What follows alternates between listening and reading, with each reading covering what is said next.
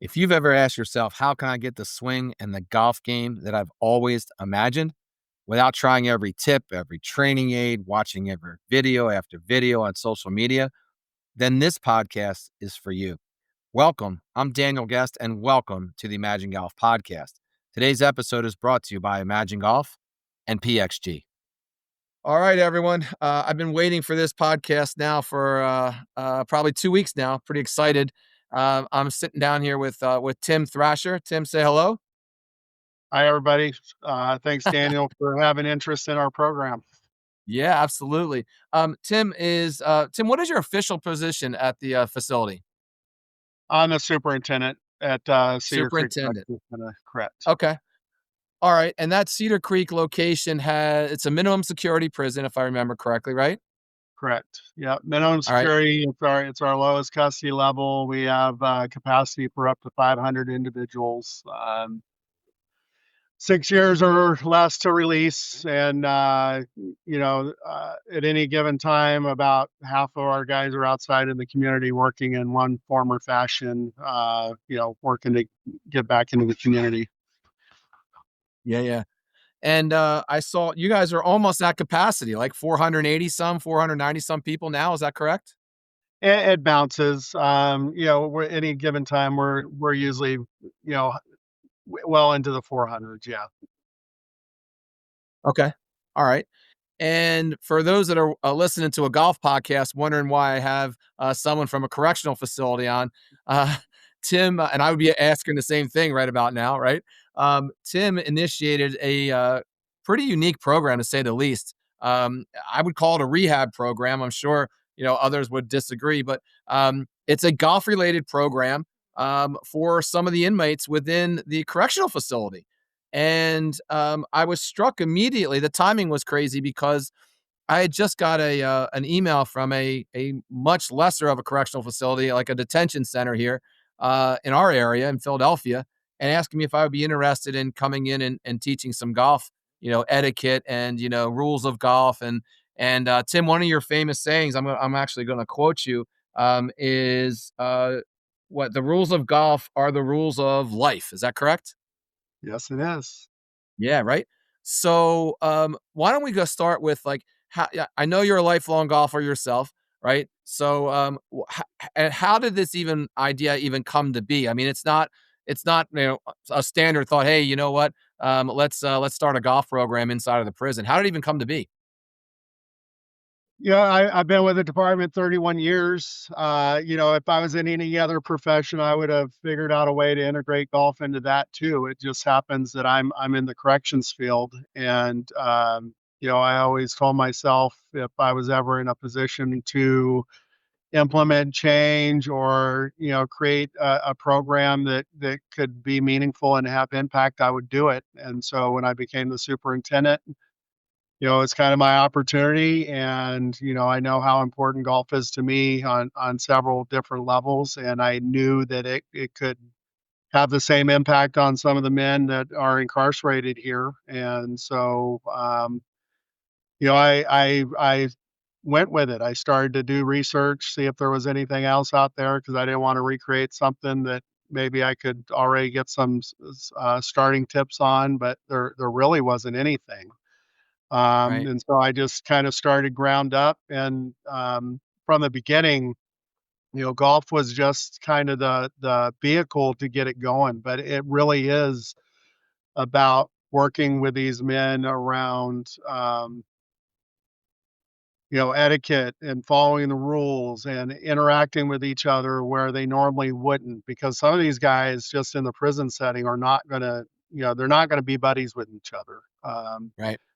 And if they learn a hobby and get interested in it and keep it up when they get out, great. And you hear everybody talk about growing the game of golf and what that looks like across the board with veterans or people with disabilities or the blind, or this is my piece of trying to contribute to the universe and do my part.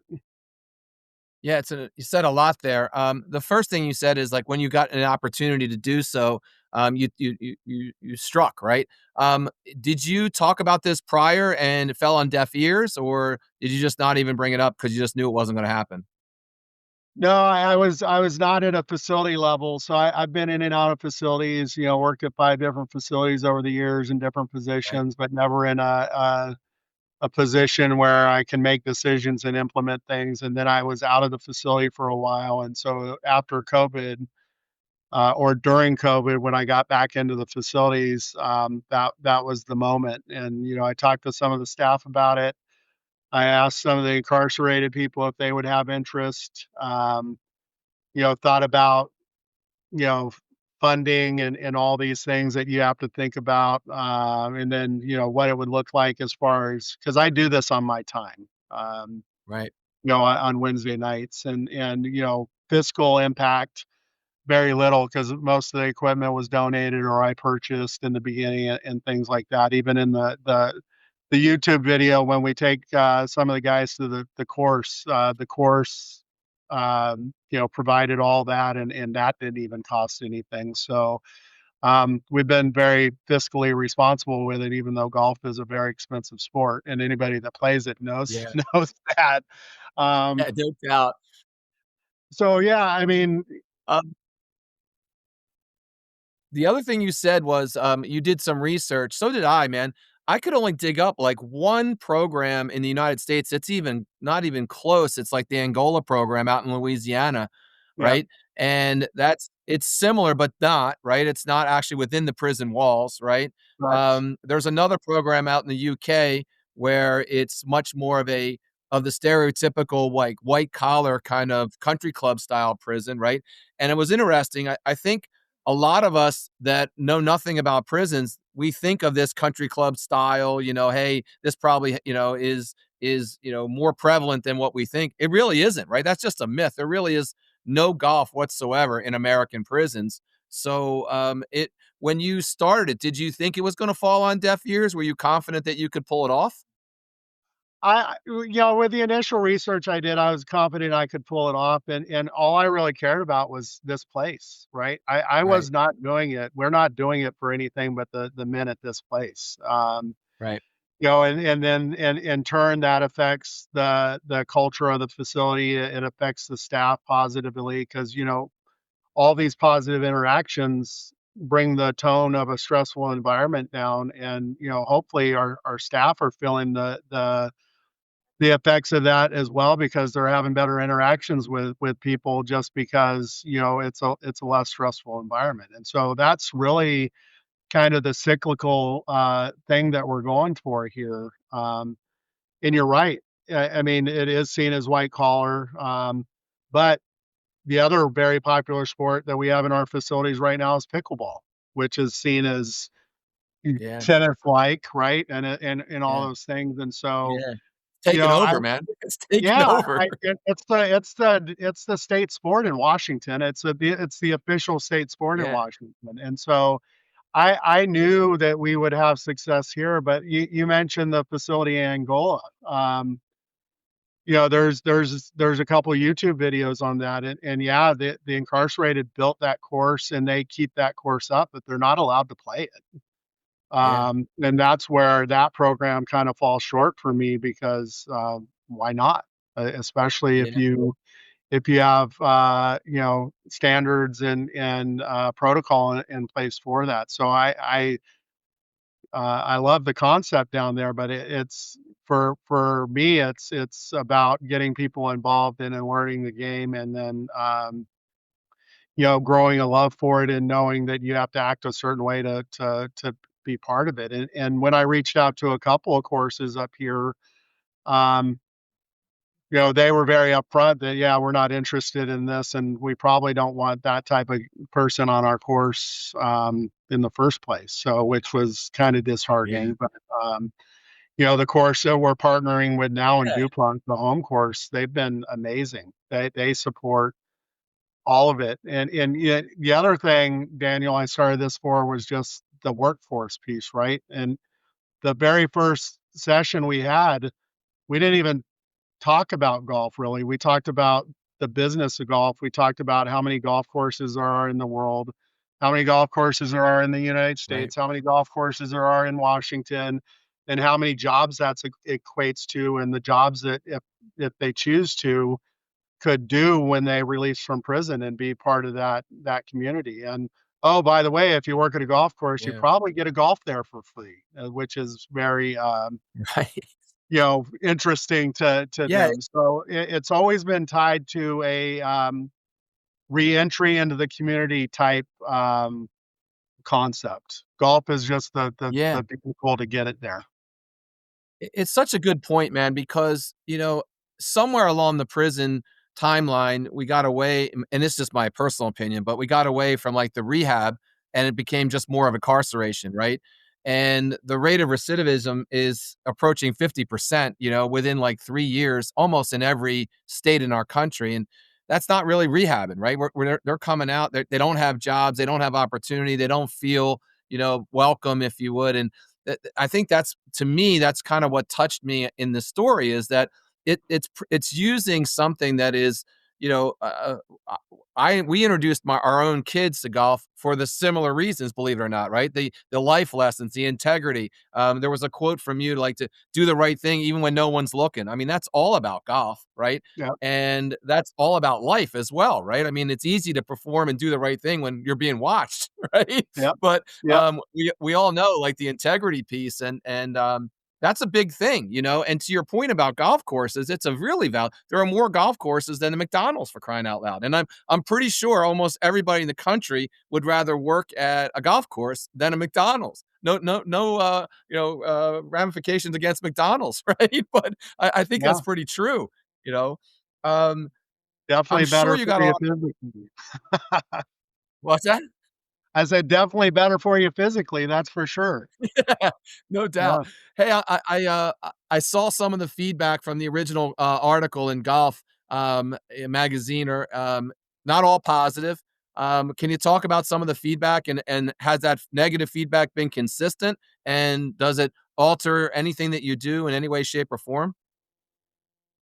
I can't talk to that feedback on the comments with the video because I don't look at them. I tend to focus All right, on the fair. negativity just because that's kind of one of my weaknesses, and I know that, and, I know 99% of the comments are positive because our folks have said that, and, my family members have said that and stuff, and, um, I don't I don't hear the noise. I've never been that. I've never been one to worry about that. If I know what we're doing is safe and it makes sense and it's responsible and, because nobody agrees with anything all the way ever. But Right. if you can do something and even 95% of the comments are positive, um, that's a win. And Yeah. some folks, even some of the staff, that work in corrections don't necessarily agree with it. They may understand the concept, but they may not agree with it, and that's okay. I get it. Yeah. But my biggest thing for anybody, 2 points, with corrections.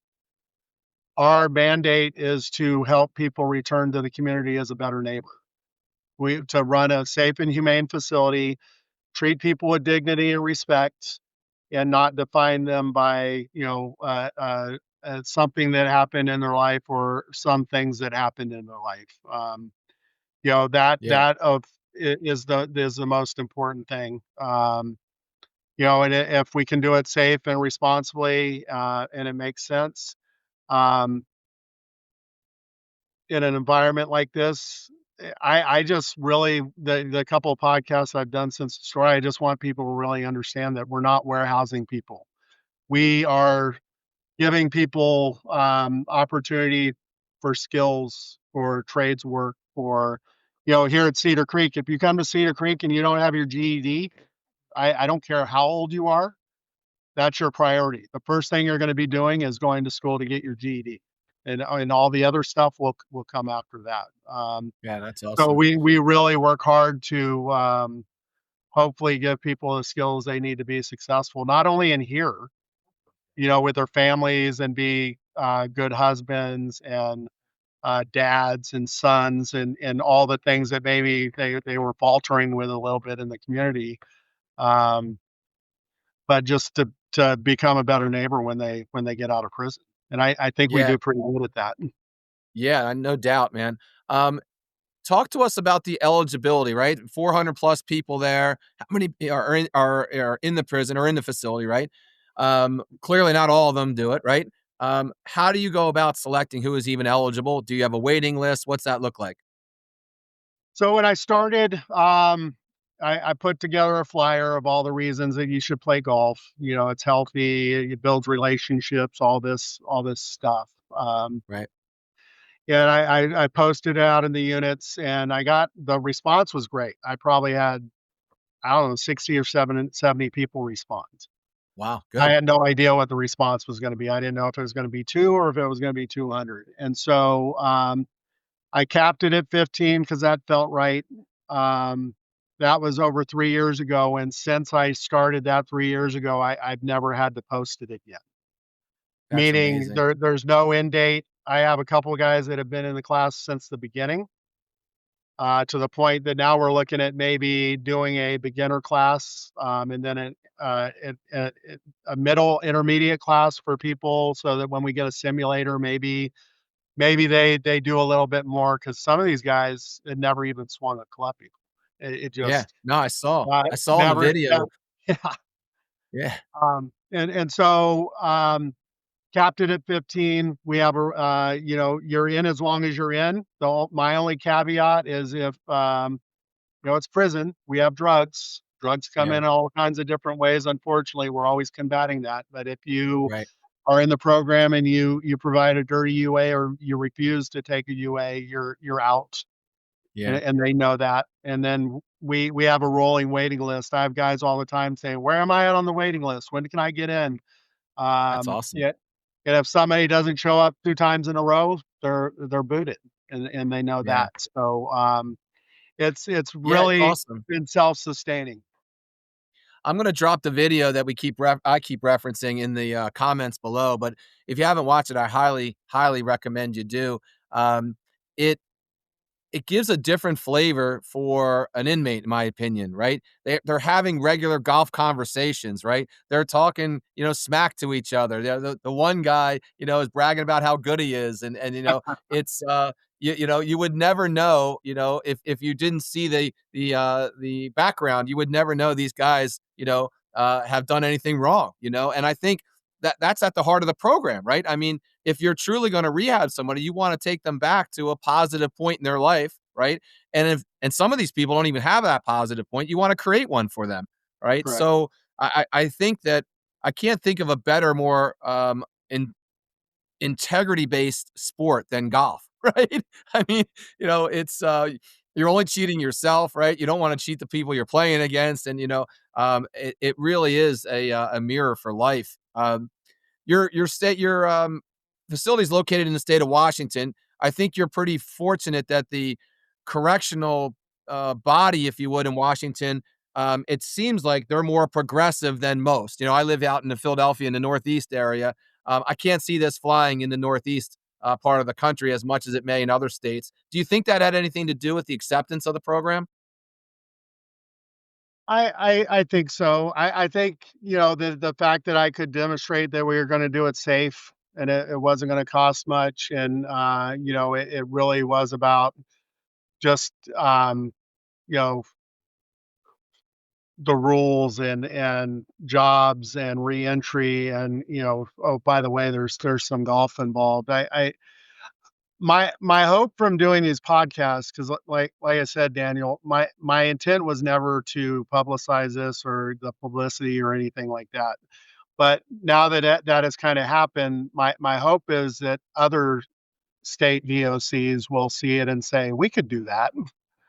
Right. Or maybe some bigger companies say, this is pretty cool. Maybe we could help fund some of this and help some of these programs start up, because there is merit to it. All you Yeah. have to read is the 1,000 plus comments and the 950 that are positive that at some form or fashion this touches people. Yeah. Everybody, almost everybody you talk to has a loved one or a friend or somebody that has been incarcerated for some reason. Um, Yeah. Being in prison is not punishment. The loss of freedom is punishment. Once you go to prison, like I said, it's our mandate to treat people safe and humane and kind of mentor and role model behaviors, right? And that's what we're always striving to do. Yeah, and you know what? You couldn't be more right about the touching part of it. I mean, you mentioned the blind, if you would. Some of the most I've been teaching now for about a decade now, and some of the most touching moments I've ever had was teaching blind individuals, whether they're blind at birth or whether they became blind for whatever reason, and teaching them to play golf. I mean, just when you say it out loud, it's like, how in the world can they do that? And it was so rewarding. It was. I always say it was like I had more fun than they did. And it was I don't think you can have it both ways. You can't say that, oh, we want these people to rehabilitate themselves and we want to get them back into society and not go back to prison. And then, oh, I don't want them on my golf course. So I want to warehouse them, if you would, as you Yeah. said, or whatever, right? You Yeah. got to give them a chance. And it's not like you're just it's not that country club kind of mentality, right? These people have merit. There's merits to it. There's expectations to it. Not everyone is eligible, and there's consequences to it, just like in life, right? So I really don't see any negative to the program whatsoever, other than resources, right? And it's probably difficult to get those resources for any type of a program that's quote unquote kind of out of the box. To that end, like, is there a fund or is there a plan to raise not only awareness but funds for such a program? Yeah, after the video specifically came out, and I can't thank you, Nick, enough at golf.com who, came out and did that story. We planned it for about a year, and he came out and, we spent 4 days together, and what you don't really see in the video is that the first day, Nick and I went and picked up one of the guys that had been in the program, that was in work release, and we took him to the home Yeah, course, and we played 9 holes.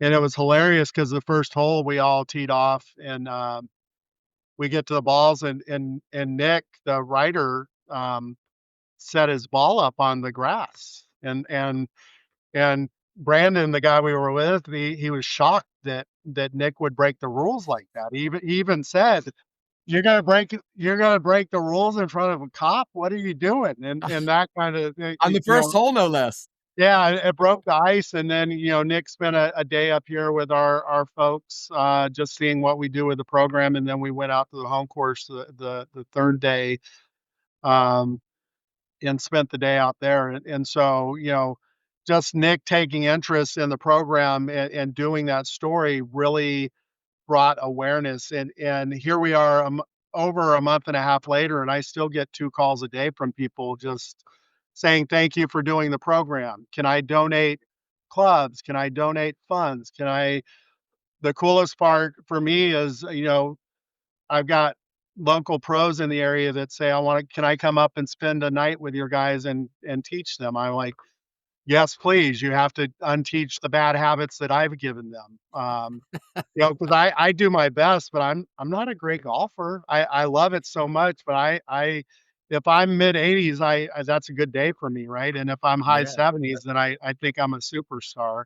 yeah. Well, that's But a good day for most, man. That's good. yeah, and so right now we're some of these people have been sending in some funds, and we're trying to get enough money to, get a simulator. 'Cause Yeah, like I said, I think I could have probably done a simulator very early on, but a simulator does you no good if you don't even know how to swing a golf club, right? And so yeah, now fair. we have some folks that have been doing it for a while that get it, that do pretty good, that I think a simulator would be a good next step for them. So we've had some equipment donated, and we're really good. Like I said, my hope is other DOCs kinda see this and say, "Hey, maybe we should try this. This might be cool." And if I'm able to help donate, or with some of the stuff I got, or something, I think there's room for this to spread a little bit. And I think people just need to understand it's not about golf.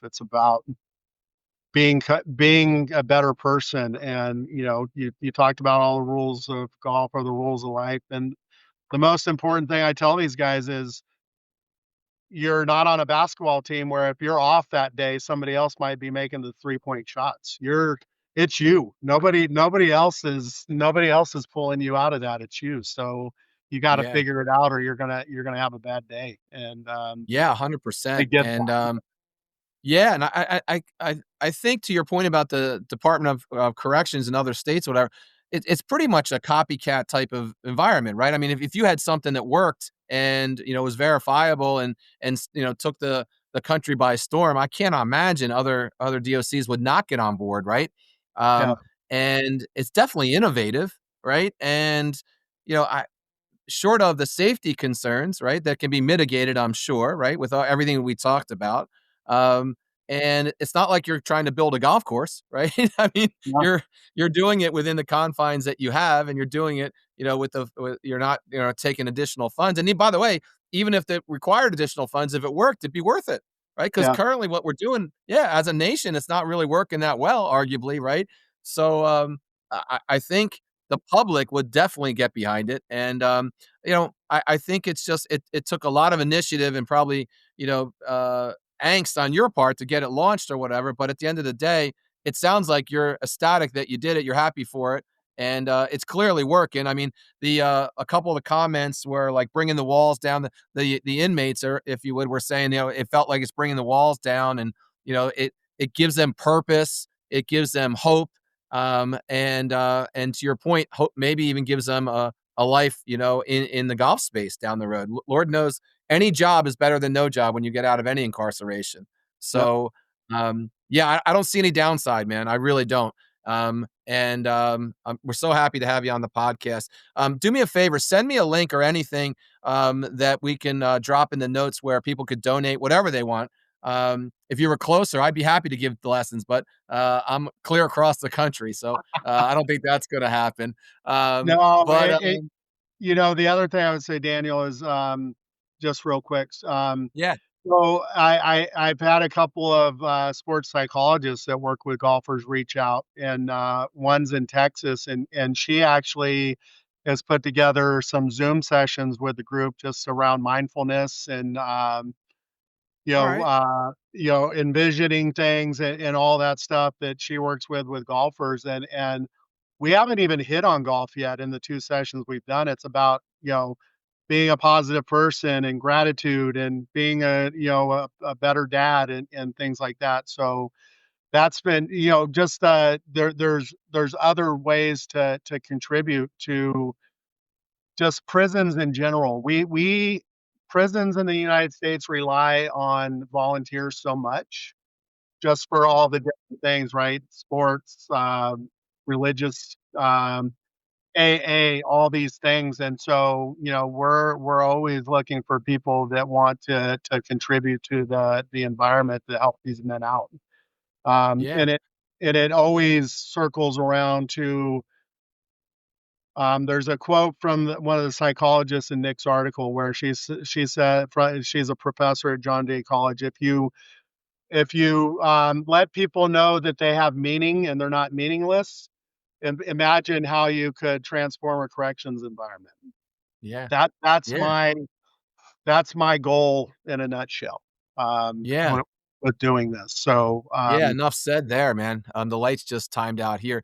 Um, well, to that end, look, I'm happy to. We do virtual lessons in 7 different countries, man. So yeah, when the weather gets, it's probably getting cold up there about now, right? So if I'm happy to donate my time to do a virtual lesson, we do all kinds of cool things on the virtual lessons, not just swing assessments, but a question and answer or a short game session, or it yeah, could be anything. Could be, you tell us what you think you need, and to your point, we can customize it for everyone. So I'd be happy to donate my time for something like that. So, well, listen, man, super happy to have you here, man. I know you're busy, so I appreciate you taking the time out of your day to do it.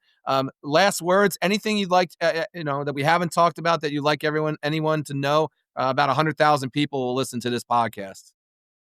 No, I think we touched on it. I just like I said earlier, I want people to understand that the corrections is a rough environment for the people that are incarcerated, but also the staff. And we're always working to improve the environment, so that all our staff go home with a better day and safe, and our facilities are well run and safe and clean and humane, and this is just part of that.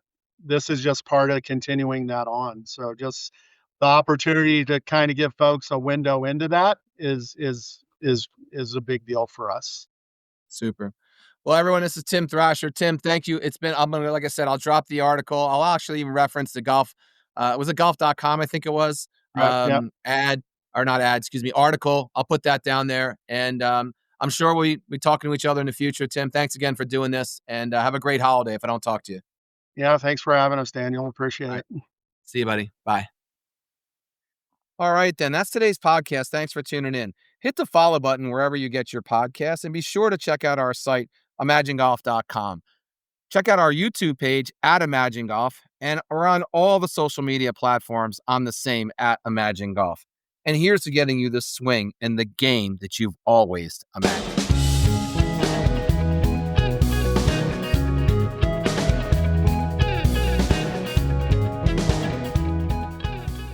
Hey guys, it's Daniel here. Hey, thanks for listening first and foremost. Handicaps haven't changed in over 35 years for one reason and one reason only. Traditional golf instruction just doesn't work. So if you're serious about getting that swing and game that you've always imagined, take a look at our site, imagengolf.com. Join our members only club. Check out my video series, or even take a virtual or in-person lesson with me. There is no one who's more passionate about making you better in the industry, and I guarantee you'll golf better, guaranteed, or everything is free.